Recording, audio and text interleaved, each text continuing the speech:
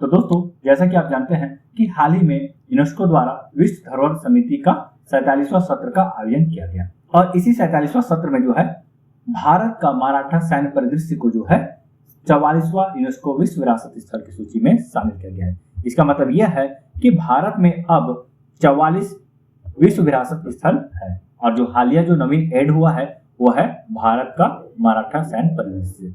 यदि हम भारत का मराठा सैन्य परिदृश्य की बात करते हैं तो देखिए यह जो है तमिलनाडु और महाराष्ट्र राज्य में स्थित है।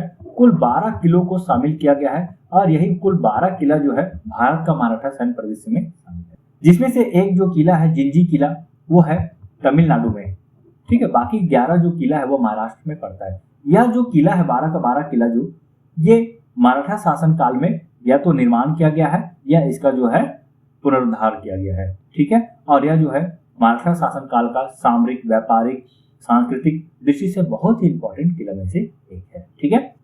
चर्चा में क्यों? तो भारत का मराठा सैन्य परिदृश्य संयुक्त राष्ट्र शैक्षिक, वैज्ञानिक और सांस्कृतिक संगठन की विश्व धरोहर सूची में शामिल होने वाली भारत की 44वीं संपत्ति बन गई है।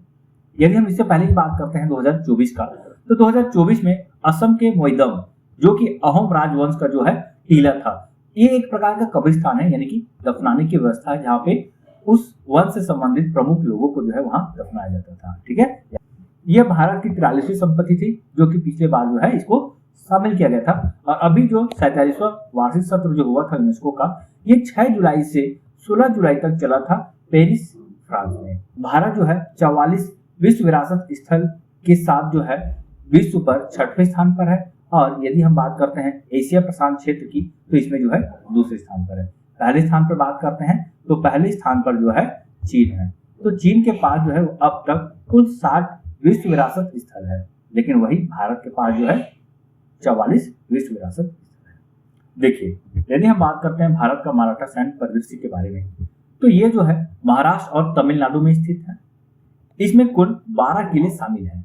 इस 12 किले में महाराष्ट्र से कुल 11 किला है और वही यदि हम तमिलनाडु की बात करते हैं तो 1 किला है, ठीक है। तो महाराष्ट्र में कौन कौन सा किला है? देखिए सालहेर, शिवनेरी, लोहागढ़, खंडेरी, रायगढ़, राजगढ़, प्रतापगढ़, स्वर्णदुर्ग, पन्हाला, विजयदुर्ग, सिंधुदुर्ग। और यदि हम तमिलनाडु की बात करते हैं तो गिंगी किला जो है तमिलनाडु में शामिल है। देखिए रायगढ़, शिवनेरी और सिंधुदुर्ग जैसे इन किलों का 17वीं सदी के उत्तरार्ध से लेकर 19वीं सदी के आरंभ तक मराठों ने या तो निर्माण किया था या फिर अपनी जरूरतों के अनुसार उसमें बदलाव या विस्तार किया था, ठीक है। ये जो 12 का 12 किला है या तो मराठाओं के द्वारा निर्माण किया गया है या उसमें किसी प्रकार का संशोधन किया गया है। समुद्र तटीय पर्वतीय इलाकों में रणनीतिक रूप से स्थित ये किले एक जटिल रक्षा प्रणाली का हिस्सा था, ठीक है।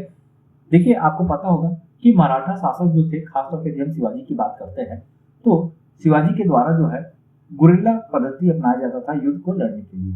तो गुरिल्ला पद्धति के दौरान जो है इस तरह का जो क्षेत्र है उसमें काफी सहयोग करता था उस युद्ध को जीतने में। और ये जो किले हैं मराठा साम्राज्य की सैन्य शक्ति, व्यापार सुरक्षा और क्षेत्रीय नियंत्रण को मजबूत करने में सहायक थे। चलिए और देखते हैं। देखिए यदि हम कुल 12 किले की बात करते हैं तो इन 12 किले को जो है ना कई भागों में बांटा गया है, जिसमें से पहाड़ी किले, पहाड़ी जंगल किले, पठारी किला, समुद्री किला और डूबी। तो इन 5 भागों में जो है इन 12 किले को बांटा गया है। यदि हम पहाड़ी किले की बात करते हैं तो देखिए पहाड़ी किले में सालहेर, शिवनेरी, लोहागढ़, रायगढ़, राजगढ़ और जिंजी है। वही पहाड़ी किला में प्रतापगढ़ है, पठारी किला में पन्हाला है, समुद्री किला में विजयदुर्ग है और दुबी किला में जो है खांडेरी, स्वर्णदुर्ग और सिंधुदुर्ग है, ठीक है। और इनमें से जो 8 किले हैं जैसे कि शिवनेरी, लोहागढ़, रायगढ़, स्वर्णदुर्ग, पन्हाला, विजयदुर्ग, सिंधुदुर्ग और जिंजी, ये भारतीय पुरातत्व सर्वेक्षण के संरक्षण में है। वही 4 जो है सलहेर, राजगढ़, खंडेरी और प्रतापगढ़, ये महाराष्ट्र सरकार के पुरातत्व एवं संग्रहालय निदेशालय द्वारा संरक्षित है। देखिए यहाँ पे कुल 12 का 12 किले हैं, आप यहाँ पे देख सकते हैं मैप के इमेज के माध्यम से। सालहेर, शिवनेरी, लोहगढ़, रायगढ़, राजगढ़, प्रतापगढ़, पन्हाला, विजयदुर्ग, स्वर्णदुर्ग, सिंधुदुर्ग, जिंजी और खंडेरी, ठीक है। कुल विश्व धरोहर संपत्ति तो भारत में कुल अब तक जो है 44 विश्व धरोहर संपत्ति है, जिसमें से 36 सांस्कृतिक, 7 प्राकृतिक और 1 मिश्रित संपत्ति है। यदि हम मिश्रित संपत्ति की बात करते हैं तो कंचनजंगा राष्ट्रीय उद्यान जो है मिश्रित संपत्ति में आता है। मिश्रित संपत्ति का अर्थ यह है जिसमें सांस्कृतिक और प्राकृतिक दोनों का तत्व समावेशित है। यदि हम पिछला विश्व विरासत स्थल की बात करते हैं, 43वां विश्व विरासत स्थल की बात करते हैं, तो ये था मोइदाम। इसे आत्मा के लिए घर भी कहा गया है। ये एक दफन स्थल है जो मूल रूप से ईंट पत्थर के खोखले तहखाने हैं, जिसमें ताई अहोम के राजाओं और राजघरानों के सदस्यों के अवशेष हैं। 13वीं शताब्दी में असम पहुंचे ताई अहोम ने शाही परिवारों के लिए शुरुआत में लकड़ी से और बाद में पत्थर और पक्की ईंटों से मोइदाम का निर्माण करते थे। तो मोइदाम एक प्रकार का कब्रिस्तान है, ध्यान रखिएगा, जो कि अहोम राजवंश से संबंधित है।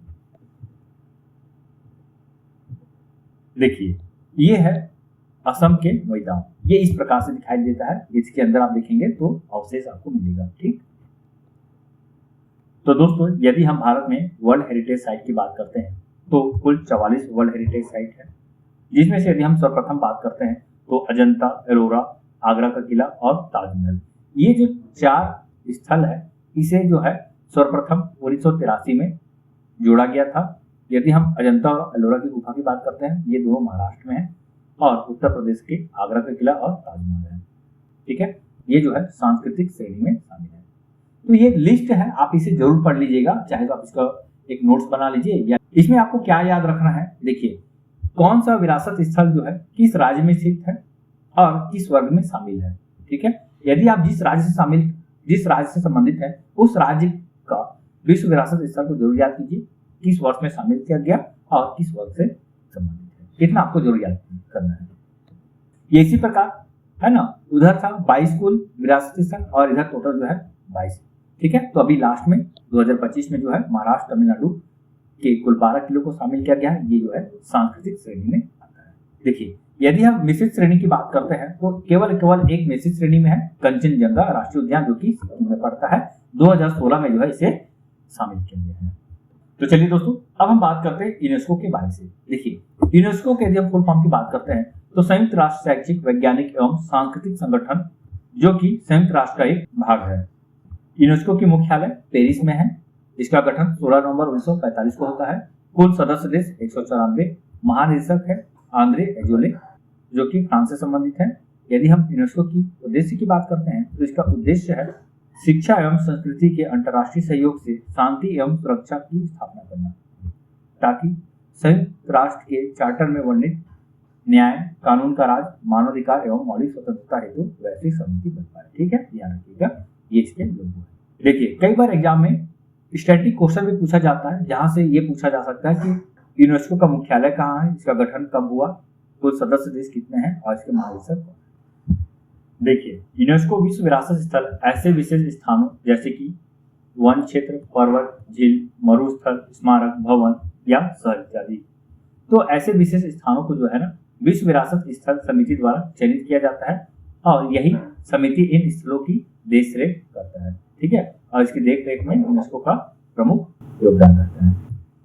तो मैंने पहले ही बताया आपको कि विश्व धरोहर को जो है 3 भागों में बांटा गया है। एक प्राकृतिक धरोहर स्थल, दूसरा सांस्कृतिक धरोहर स्थल और एक है मिश्रित धरोहर स्थल। यदि हम बात करते हैं प्राकृतिक धरोहर स्थल का, तो ऐसे धरोहर स्थल जो भौतिक या प्राकृतिक रूप से बने हुए हैं, ये भौगोलिक दृष्टि से बहुत सुंदर या वैज्ञानिक महत्व भी होना चाहिए। इसके साथ ही यह धरोहर किसी विलुप्त जीव या वनस्पति का प्राकृतिक आवाज भी हो सकती है। वही हम सांस्कृतिक धरोहर स्थल की बात करें तो इसमें कोई स्मारक, स्थापत्य की इमारतें, मूर्तिकारी, चित्रकारी की गुफा तथा शिलालेख आदि शामिल है, जो ऐतिहासिक सौंदर्य, जाति, मानव विज्ञान या वैश्विक दृष्टि से महत्व रखती है। मिश्रित धरोहर स्थल में जो कि सांस्कृतिक और प्राकृतिक दोनों ही तौर पर अहम है। देखिए, आप यहाँ पे बात करते हैं सर्वाधिक विश्व धरोहर स्थल वाला देश की। तो देखिए, यूनेस्को के द्वारा इस बार जो है कुल 26 नए स्थलों को शामिल किया गया है, जिसमें से भारत का एक विरासत स्थल भी शामिल है ना। तो इसमें 21 सांस्कृतिक, 4 प्राकृतिक और 1 मिश्रित स्थल शामिल है। ठीक, और यदि हम वर्तमान में बात करते हैं तो वर्तमान में विश्व धरोहर स्थलों की कुल संख्या जो है 1248 हो गई है। देखिए, यदि हम यूनेस्को की कुल देशों की बात करते हैं तो इसमें कुल 170 देशों का जो है संपत्तियां जो है शामिल किया गया है। ठीक है, एक्चुअल में कुल 194 देश शामिल है, यूनेस्को में, लेकिन 194 देशों में से 170 देश की जो है संपत्तियां जो है विश्व धरोहर स्थल के रूप में नामित है। जिसमें सबसे यदि हम बात करते हैं सर्वाधिक, इटली के पास 41 विश्व धरोहर स्थल है, चीन के पास 60 है, जर्मनी के पास 55 है, फ्रांस के पास 54, स्पेन के पास 50 और भारत के पास 44 है। तो यदि बात किया जाए सबसे ज्यादा किस देश के पास है तो इटली के पास है।